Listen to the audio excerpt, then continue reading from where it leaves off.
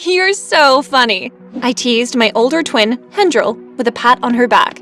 Yeah, I know, but I'm funnier. LOL. Hendril's smile suddenly turned upside down. You think you're funny? What exactly is funny about you? Huh? Tell me. Tell me how you're funnier. Chill, sis. I was just kidding. A simple joke. You don't have to take it so seriously. Oh, wow. You're saying that I overreact all the time? Right? Hendril's smiling eyes turned red as she stared at me with contempt. She suddenly picked up some plates at the dining table and flung them straight at my face. Before I could realize what was happening, my parents had jumped into the scene. My dad threw me away from the flying plates just in time, but he couldn't leave just as fast. He dodged about 2 of the plates, but the last few came straight for his face and knocked him out. Thankfully, these last couple of plates were plastic, unlike the first glass ones that smashed on the living room walls, so no serious damage occurred. Oh my god, Dad, are you okay? Stay back! Don't come any closer! I still can't believe I gave birth to an evil daughter like you! It's not my fault, Mom! I was just having a mood swing! Get out! Get out! Get out! Hendril gave me an evil glare before stepping into our bedroom. God, I had to meet that madwoman in my room again. I wish we had separate rooms. I quickly ran towards Dad, who was being helped by my mom on the spot where he'd passed out. It took him a few seconds to wake up. I'm so sorry, Dad. I didn't mean to let you get hurt. You have nothing to apologize for. Where's your sister, by the way? In our bedroom, I guess. Go make sure she's all right. Are you kidding me right now? You want to make sure the villain of this story is okay. Why? So she can live to fight another day? My dad burst into laughter. My wife is so dramatic, isn't she, honey? He turned to me. Extremely dramatic. I laughed with him. Great. Everyone's against me now. Don't worry, I'll go talk to her. Just try not to come out with a broken head this time. My dad laughed in reply as he entered our bedroom. I really hope he doesn't come out with a broken head. Hendril was always like this. An angel one minute and a demon the next. We'd put up with it for years and years, but she only seemed to get worse. The therapy and love we'd showered on her didn't seem to be working, and honestly, we were already tired of her bad behavior. No one was as tired as my mom, though, who'd been at the receiving end more times than anyone. She was done with soft love and was now handling Hendril with tough love. She became the bad cop, while my dad took over from her as the good cop. I went to bed scared that night, wondering what Hendril would do again, but luckily she did nothing. I slept peacefully and woke up as energetic as ever. I woke up to someone calling my name in the most melodious voice possible. It sounded like... Wait a minute, was that Hendril? I got up with a start. What do you want? What do you mean, what do I want? I'm waking you up so you don't get to school late again. I looked at the wall clock in our bedroom. It was 6:30 a.m. Well, why? My alarm rings at 6 a.m. and you always switch it off so I get to classes late, so why are you trying to be good today? Wait a sec. Why didn't my alarm ring at 6 a.m.? Why are you waking me up at 6:30? Hendril? Duh. Isn't it obvious? I switched off your alarm so you'd miss the school bus as usual, but I just felt bad for you and your vulnerability, you know? I decided to have mercy on your poor soul and show you some kindness. Ain't I a good person, little sister? Amazing. You're an amazing person, Hendril. You amaze me every single day. Thank you. Now come on, let's move. Hendril was nice to me and everyone else throughout the week, and although we were freaked out, we just stayed cool. My dad was the happiest among us. He just kept grinning ear to ear. We could only wonder what he'd said to Hendril to make her change all of a sudden. Because of this good behavior, Mom started going back to her old, over-loving self, and Hendril was very happy about this. Unfortunately, everything came crashing down one evening. Hendril barged into the living room that evening. She swung the front door with so much strength that it almost shattered and left it open behind her as she walked towards her room angrily. Honey, what's the problem? My mom ran straight at her, but she pushed her aside, throwing her on one of the living room cushions. I ran towards the door and closed it. Baby, whatever it is, you can definitely tell us. Hendril paused after hearing Dad's loving voice and replied begrudgingly, "Francis broke up with me, and it's all your fault!" Francis? That gothic illiterate? "He's my boyfriend, and I love him!"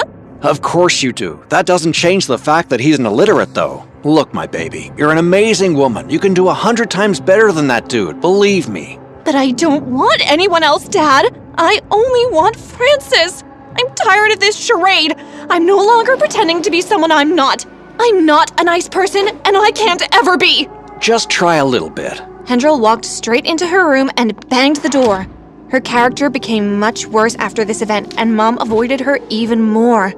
2 years after trying everything he could to change Hendril and failing, my dad called me into his room. Heather, I know you've had to be the mature one for most of your life, and I'm sorry about it. Hendril isn't a bad child. She just needs more love than normal. Remember that you're not just sisters, but twin sisters. No matter what, her bad character will always reflect on you, and you can actually help her change it.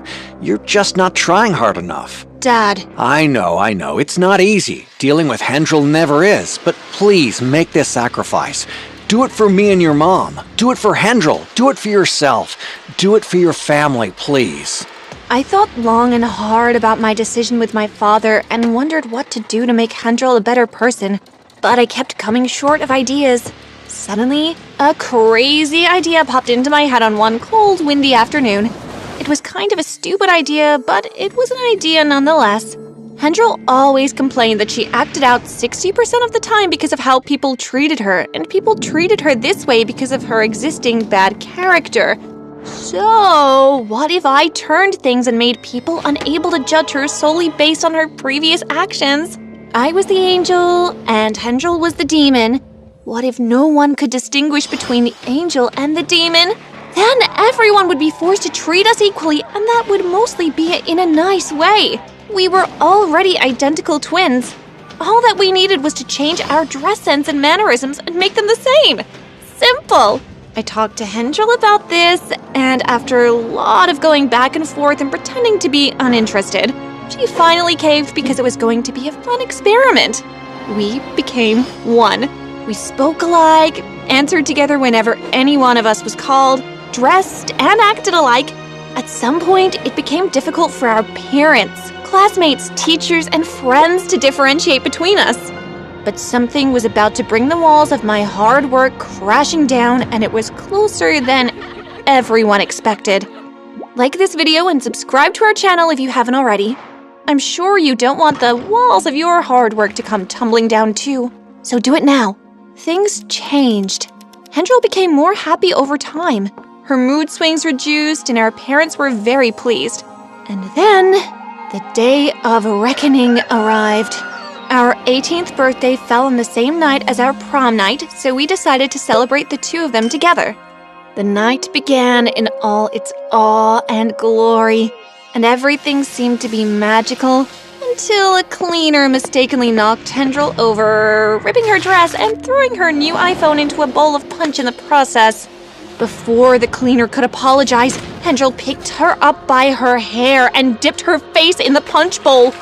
After this, she picked up the cleaning bucket the cleaner was holding and emptied it onto the cleaner, all while screaming, "I hate you! I'll deal with you!"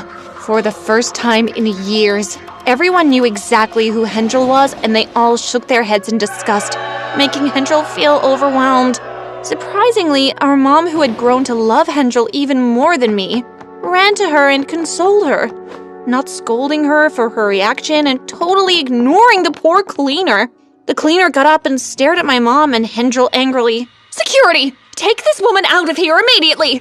"You will age for this, and you will age when you do this."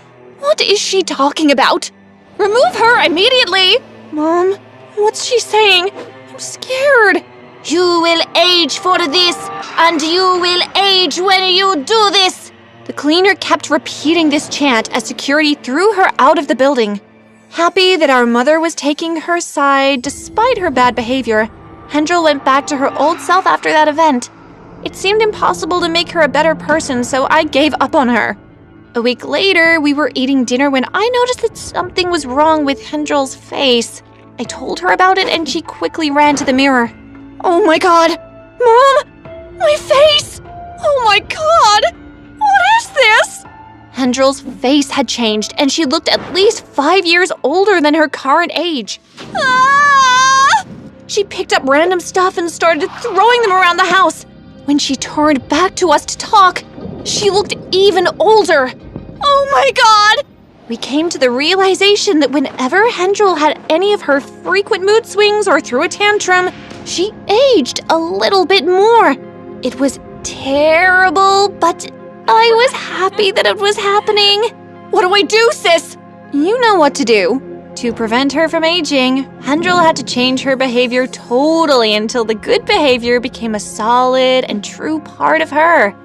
When we noticed that she was actually changing for the better, we decided to help her search for the cleaner, despite being unsure that this new, nice Hendel was permanent. Our efforts were all to no avail as no one knew who the cleaner was. Finally, we gave up, and Hendel accepted her new face as punishment for her past sins. All she could do now was to work on her behavior and avoid aging more, so she did. Heather, I'm sorry for causing you and everyone else pain in the past. Can you truly forgive me? I was helping her style her hair. She made me place a cloth over her eyes since she couldn't bear to look at herself in the mirror. Was I ever truly angry with you? You're my annoying older twin sister, and I have no choice but to love you. We both laughed until a tiny teardrop fell from her eye. She quickly wiped it off, but it was too late. I had already seen it. Was she truly remorseful? Christmas time finally arrived and the whole family gathered at the dinner table for Christmas dinner. That was when I saw it. I turned to Mom, who was seated beside me, and whispered in her ears. After a few seconds of observation, she turned back to me and smiled. She had seen it too. She handed an empty, stainless plate to Hendel, who had confusion written all over her face. She wanted to know what we were whispering about, and immediately she looked at the plate and she saw it too. It was her face. It had become normal again.